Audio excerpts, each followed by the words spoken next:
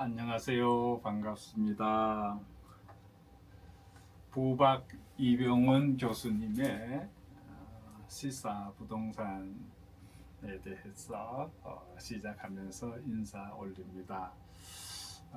이병원 교수님은 설교도 하고 세계 여행 스케치를 5분야 교수라고 주로 세계 여행 90개 나라를 다니면서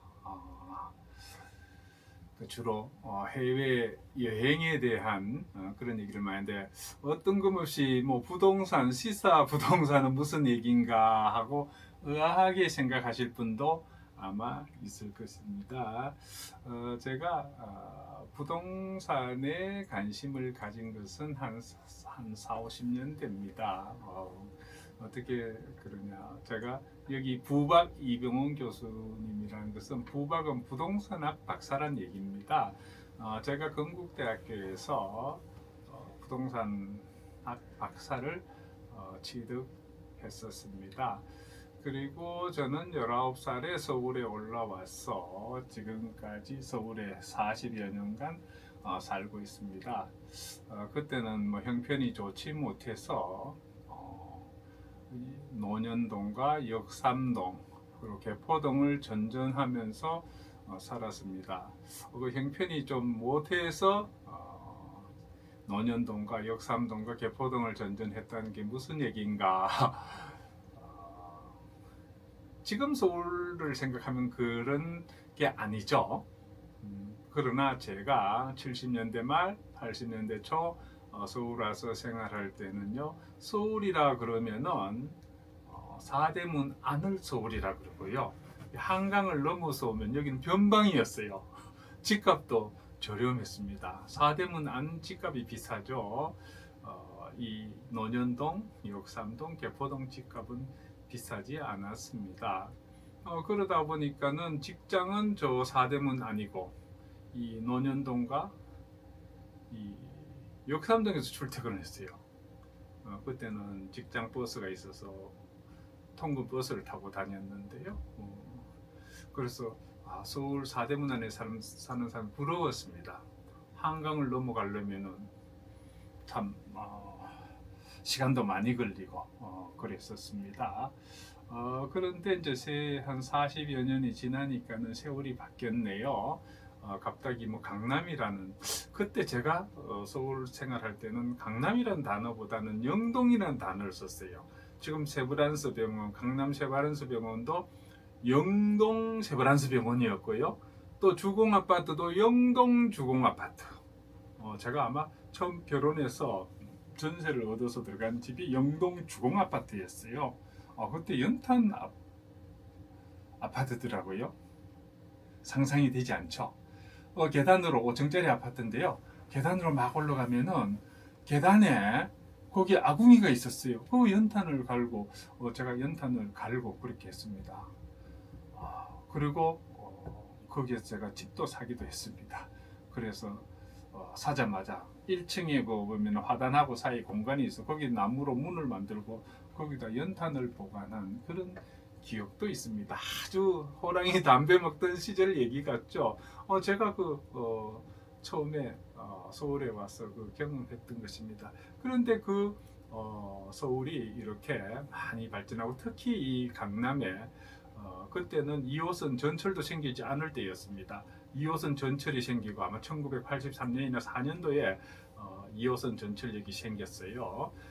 그러면서 서서히 강남이 좋아하더니 지금은 특히 개포동 같으면은, 옛날에는 개도 포기한 동네라 그랬는데 요즘은 개도 포니 타다가 포텐샤 타다가 요즘 포르쉐를 타고 다니는 그런 동네가 되었군요. 그래서 제가 한 40여 년 동안 서울의 강남에 살면서 또 부동산학 박사를 건국대학교에서 공부하면서 부동산에 대한 생각이 항상 있었습니다. 그래서 우리 후배들이나 우리 젊은이들한테 어떻게 하면 빨리 집을 구하고 할 수 있는지에 대해서 항상 생각을 하고 있었고, 그거를 이제 제가 부동산에 대해서 한번 여러분들의 조금 도움이라 될까 해서 이 방송을 시작하게 되었습니다. 그러면은 이제 2025년도가 저물면서 2026년도가 새해가 밝는데요. 그래서 지금 우리 부동산 시황을 한번 보면은요, 이 한국 부동산을 좌우하는 5대 변수가 있습니다. 첫 번째는 금리, 대출 받으면 내는 비용이 금리가 되죠, 그죠? 이자와 이제 유동성 문제입니다. 현재 우리 기준금리가 한국은행 기준금리가 2.50%죠. 그러면서 여기다가 이제 플러스 금리 들어가면은 이제 주택담보대출 한 6%가 넘어갔다고 그래요. 저희 집에도 대출이 한 3억 정도 있나요? 5년 전에 2점 몇 프로였어요. 그 5년 지나서 새로 이제 계약을 하자 그러더라고 은행에서. 그러더니 지금 한 4% 되는 것 같아요. 그럼 6%에 비해서는 3편이죠, 그죠? 하여튼 이 대출 이자, 그래서 이 대출 이자를 갚아야 되냐 말아야 되느냐. 그래서 대출이 겁나는 사람은 갚고 빚 없이 살겠다는 거고, 또 현대인들은 그 대출 3억이 있다면 그걸 갚지 말고 그 3억을 다른데 주식이나 또 다른데 투자를 해서 굴리면서, 대출을 한번 갚아버리면 이제 영영 나한테 돈이 없으니까 이자를 갚으면서 원리금 갚죠. 요즘 이제 30년, 50년짜리로 갚으면서 이 3억을 주식을 한다든가 다른 투자에 놓으면은 우리 급히 돈이 필요할 때 있지 않습니까? 자녀들이 결혼을 한다든가 자녀들이 집을 산다든가 뭐 그렇게 할 때 그 주식을 판다든가 그 투자했던 거를 회수를 해서 또 중간에 뭐 배당도 받고 차익도 남길 수 있죠. 그렇게 하는 것이 낫다는 설명하는 사람도 있습니다. 둘 중에 어떤 것이 좋은지 여러분들이 만약에 그렇다면 어떻게 할 거냐? 저는 대출을 갚지 않고 다른 데 투자해서 혹시 급전이 필요하면 그걸 쓰고 그러하겠다는 얘기입니다. 또 유동성 얘기했는데 돈을 너무 많이 찍어내요. 우리 한국은행에서. 미국도 돈을 많이 통화가 많이 하는데 우리나라는 미국보다도 통화량 증가량이 더 속도가 빨라요. 최소한 3배에서 한 7배까지는 우리가 빨라요. 그러면 미국 돈의 가치도 떨어지는데 우리는 더 많은 통화량을 발행하기 때문에 우리는 더 미국 달러보다 더 통화 가치가 떨어져요. 그러다 보니까 우리 이제 일본 엔화하고 중국 위안화 있지 않습니까? 우리 작년까지만 해도 엔화 한 800원대에 우리가 살 수 있었잖아요. 그런데 지금 900원이 넘어갔죠. 중국 위안화는 한 190원, 1위안에 우리 190원 했는데 지금 200원 넘어갔지 않습니까? 그거 보면은 달러도 1,200~300원 가더니 1,450, 1,470도 가고 이러지 않습니까? 그 얘기는 우리나라가 통화량이 많이 늘어났다는 그런 뜻이 되겠습니다. 그래서 첫 번째는 그러한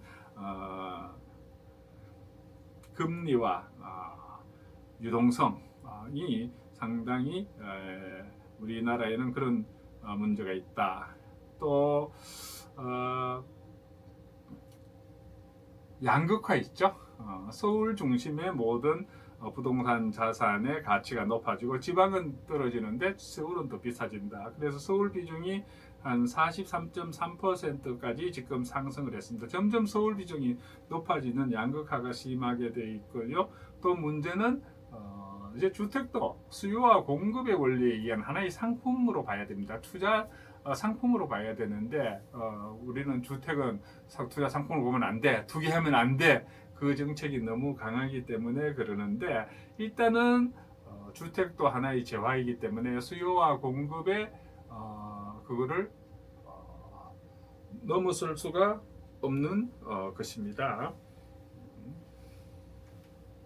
그래서 현재 문제는 우리 서울에 특히 주택 공급량이 매년 한 4만 가구 정도 신축 아파트가 공급이 되어야 되는데 금년이 한 16,000 됐나요? 한 4만 했는데 16,000 절반에도 못 미치죠. 그러니까 수요 공급에서 수요가 공급을 초과하기 때문에 가격이 오를 수밖에 없죠. 그럼 내년에는 좋냐? 내년에는 더 지금 금년이 16,000채 공급이 됐는데 4만 가구 돼야 되는데 내년은 한 10,000가구밖에 안 된다는 전망이 있습니다. 그러다 보니까 수요와 공급 면에서도 서울 지역은 부동산 가격이 오를 수밖에 없다. 특히 아파트 가격이 높을 수밖에 없다는 것이 지금의 우리 현 상황입니다. 그리고 정부에서 6월 7일입니까? 927, 10, 15 세 번 이재명 정부가 6월 달에 들어와 갖고 지금 세 번의 부동산 대책을 냈죠. 하나 보면은 문재인 정부 때 비슷하다 그러는데 그렇지 비슷하지도 않아요. 이거는 문재인 정부를 조금 땜빵으로 매월 했지만은 이재명 정부는 6월, 9월, 10월 하면서 한 방 할 때마다 너무 세게 지금 서울, 경기 12지구를 그냥 토지 허가지역, 토지거래 허가지역, 무슨 세 가지 규제를 같이 묶어버렸지 않습니까? 그죠? 그래서 수요를 억제하는데 그 수요가 억제가 그 약효가 길면은 3개월, 이제 한 달, 2달 지나면은 약효가 떨어진단 말이에요. 그래서 또 다른 대책이 나오지 않을까 하는 그런 전망을 해 봅니다. 그래서 그 정책의 역효과가 지금 또 나타나고 있고, 또 아파트가 워낙 비싸져 있으니까 이제는 또 빌라 쪽으로 수요가 몰리고 있다는 그런 분석이 되고 있습니다. 그래서 서울의 아파트 가격은 계속 높아지고 있다. 46주 연속 상승이다. 46주 같으면 그 1년 내내 가격이 상승해 왔다는 그런 뜻이 되겠습니다. 그래서 이 세 번의 부동산 대책을 내놓으면서 거래량은 줄어들었지만은 신고가 지역이 계속 늘고 있습니다. 그리고 하여튼 신규 아파트 입주 물량이 줄어드는 게 상당히 문제가 되고 있습니다. 그러면은 이런 영향이 어떻게 될까? 일단은 신규 입주 아파트 가구 수가 감소하게 되니까는 전월세, 월세와 전세 가격이 높아질 수가 있죠. 그래서 전세가 높아지면 그게 받쳐주 갖고 결국 부동산 가격, 아파트 가격을 또 빌라 가격도 상승 압력을 받아서 높아지게 되죠. 그래서 특히 직장과 가까운 지역과 학군이 좋은 지역에 그 공급량이 줄어들게 되면은 특히 신축 아파트 같은 데는 엄청 상승, 어쩌면 폭등이 될 가능성도 있습니다. 그래서 앞으로 내년에 서울 아파트가 오를 것인가 보합할 것인가 떨어질 것인가에 대해서 한번 나눠서 생각해 본다면, 먼저 일단은 첫 번째로 입주가 감소하고 공급량이 부족하다는 뜻이죠. 그리고 이제 금리도 지금 동결되어 있습니다만은 완화될 가능성도 있죠. 그리고 서울 쪽에 쏠림 현상은 더 많아질 것이고, 그래서 공급 절벽이 매매 전월세 상승 압력을 만들어서 결국은 아파트 값이 오르지 않느냐, 이게 이제 첫 번째 시나리오고, 그 보합 시나리오는 가격은 오르겠지만은 금년처럼 이렇게 많은 폭등 정도의 상승률은 없을 것이다. 그 이유로는 이미 많이 올랐기 때문에 또 대출 규제가 더 센 게 계속 나오고, 그렇게 실수요가 이제 피로감을 느껴서 한 보합까지 가겠다는 이런 의견이 있고요. 조정 시나리오도 있습니다. 정부에서 그런 메가톤급을 계속 때리니까는 또 어떤 이제 보유세 쪽으로 강화한다든가 이런 게 나올 수가 있겠죠, 그죠? 그렇게 되고 금리가 내려가지 않고 그렇게 되면은 또 경제가 좀 안 좋아지고 있지 않습니까? 그래서 떨어질 수도 있지 않겠나 이렇게 전망을 하는데, 아마 첫 번째 전망 쪽으로 무게가 더 가는 것 같습니다. 그리고 서울 집중하는 리스크가 계속 커지죠, 그죠? 그래서 한국은행에서 그런 경고성 메시지를 보냈습니다만은 앞으로는 서울 쪽 특히 부동산 가격이 높을 가능성이 높고 또 월세가 전세가 사라지고 월세가 대세인 그런 세상이 되어가고 있습니다. 그리고 이제 아파트 수요가 몰렸던 것이 이제 빌라 쪽으로 아파트 너무 많이 올랐으니까 빌라 쪽으로 쏠리는 현상이 지금 나타나고 있습니다. 그래서 투자하실 분들은 돈이 여유가 있으면 아파트 쪽으로 하지만은 빌라 쪽도 관심을 가져줄 필요가 있다. 그래서 빌라 쪽을 보면은 뭐 재개발이라든가 모아타운 정비 기대 지역이 있죠. 여기는 이제 특히 토지 지분이 높으면은 미래 가치가 높기 때문에 수요가 붙을 수가 있죠. 그래서 아파트에 비해서는 진입 가격이 낮아서 대체재 수요가 유입될 여지도 존재하고 있습니다. 그리고 규제도 아파트에 비해서 빌라는 적은 편이죠. 그리고 이제 빌라의 문제는 전세 사기가 있지 않습니까?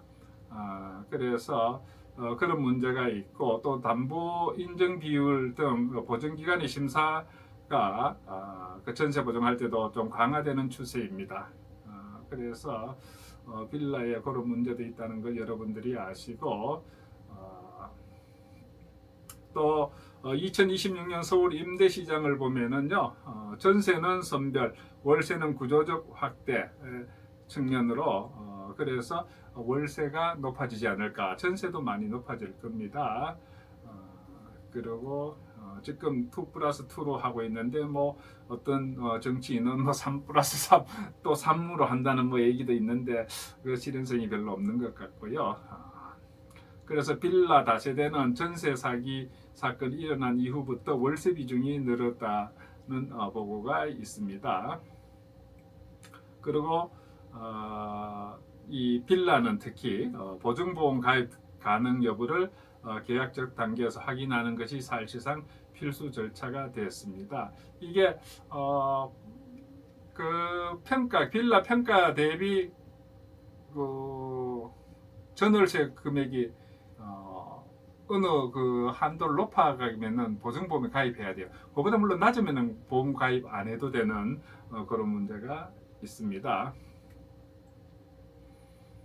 그래서 서울 전체로 보면 빌라의 공급을 늘리고는 있다고 그러는데 서울 자체 물량은 제한적입니다. 그래서 서울 중심의 수급 불안이 쉽게 해소되기가 어렵다는 평가가 있습니다.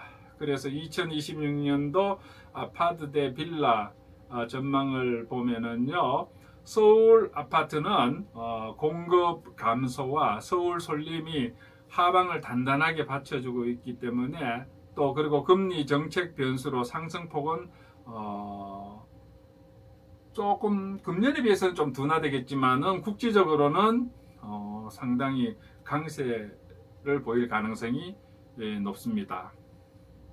또 서울 빌라 연립 다세대에 보면은 정비 등을 통해서 기회가 있지만은 전세 보증 신뢰가 관건입니다. 그래서 선별적인 회복과 변동성이 있을 것입니다. 그래서 우리가 그러면은 이거를 매수하려면은 어떻게 해야 되냐? 아파트는요, 입주 물량 향후 2-3년 동안은 입주 물량이 아주 적습니다. 그러면 뭐예요? 26년, 27년, 28년 동안은 수요와 공급에서 공급이 모자라서 가격이 상당히 오를 수가 있다는 것입니다. 여기에 또 정부에서는 또 그걸 규제하겠죠. 대출이라든가 DSR 뭐 그런 것을 통해서 거래량은 줄어들 수가 있습니다. 그럼 빌라는 어떠냐? 정비사업 또 여러 가지 그 모아주택이라든가 이런 것들을 해서 정부에서는 빌라 쪽에 상당히 관심을 가질 것이다. 그래서 그걸 아파트로 전환해서 용적률도 높여주고 용도 지역도 2종은 3종으로 해주고 그렇게 해서 할 가능성이 상당히 높습니다. 그래서 이 부동산에 대해서 우리가 뭐 부동산은 생활이지 않습니까? 그죠? 자꾸 투기 그러는데 제가 8, 90년대 아파트를 사고 팔 때는 투기라는 개념 자체가 없었어요. 돈이 있으면은 그냥 아파트 사고, 그 사고 또 팔고 좀 더 넓은데 더 좋은 지역으로 가고 그랬습니다. 그런 1가구 2주택, 3주택도 큰 문제가 되지 않았는데 요즘은 이제 주택은 사는 것이 바이 하는 것이 아니라 리브 사는 곳이라고 해서 뭐 투기지역 뭐 이렇게 해서 그런데 제가 결론적으로 보면은 서울에서 한 40년 이상 살다 보니까는 우리 정부는 참 우리 국민들한테 어디 아파트 사라고 너무 지적을 잘해줘요. 토지 거래 허가 지역이라든가 투기 지역이라든가 뭐 조정 대상 지역 그 세 개 다 몰리는 지역이 있죠. 그게 왜냐하면 수요와 공급에 의해서 사람들이 선호하는 지역이다 보니까는 공급은 안 따라주고 수요가 많으니까 가격이 폭등하니까 거기다 그걸 지정했단 말이에요. 그러면 여러분 어디 가서 사야 되겠습니까? 형편이 되면은 거기에 삼중 규제 받는 곳에 사야죠. 지금도 서울 전 지역과 경기도 12지역을 토지 거래 허가 조정 대상 지역 뭐 이렇게 해서 다 묶였지 않습니까? 그러면은 안 묶인 지역과 묶인 지역 중에 묶인 지역에 가서 살라는 거죠. 그리고 또 문재인 정부 때부터 똘똘한 한 채가 1가구 1주택만 혜택을 주고 1가구 2주택, 3주택은 뭐 종합부동산세, 뭐 이 양도소득세에서 엄청 불이익을 주니까는 많은 사람들이 이제 다가구 주택이 처분을 해갖고 그러니까 전세 물량이 떨어져요.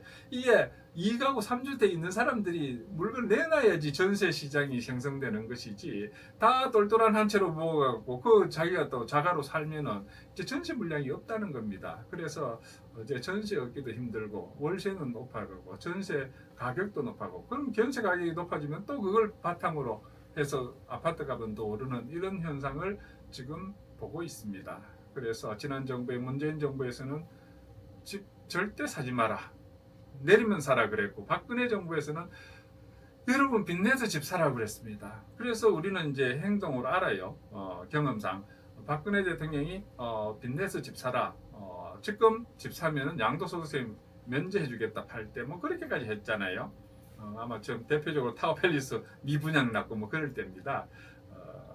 그런데 그때 박근혜 대통령 때에 빚내서 집 사라고 집 산 사람들은 지금 아주 부를 축적했고 문재인 대통령 때 집 사지 말고 나중에 집값 떨어지면 집 사라 그렇게 해서 그거 믿고 기다린 사람은 아직도 집을 못 사고 벼락 거지가 된 사람들도 있습니다. 이런 거를 이제는 뭐 어떤 정부가 좋다 나쁘다 그걸 떠나서 좌파 우파 따지기 말고 우리 부동산 우리 생활이기 때문에 우리 살아가면서 경험을 해서 제가 한 40년 이상 요 강남에 살아보니까는 대충 이제는 알겠더라고요. 재건축 제가 한 2번 아파트를 제가 사는 아파트가 재건축을 해봤습니다. 그래서 제가 처음 서두에 얘기했죠. 논현동과 역삼동과 개포동으로 갔다 그랬습니까? 또 제가 반포동도 분양을 받아서 살아봤습니다. 그리고 송파구만 강남 3구 중에 송파구는 제가 역삼동 아파트를 개나리 아파트를 재건축할 때에 2년 동안 제가 송파구 잠실동 현대아파트 같은데 거기서 한 2년 살아본 적이 있습니다. 그래서 제가 강남 3구는 두루두루 다니면서 그 지리도 잘 알고 그 분석을 해서 또 제가 부동산 박사를 취득했기 때문에 강의도 부동산을 강의를 했기 때문에 부동산에 항상 관심이 있었어요. 그러나 내가 이런 제가 생각했던 것을 한번 전해야 되겠다.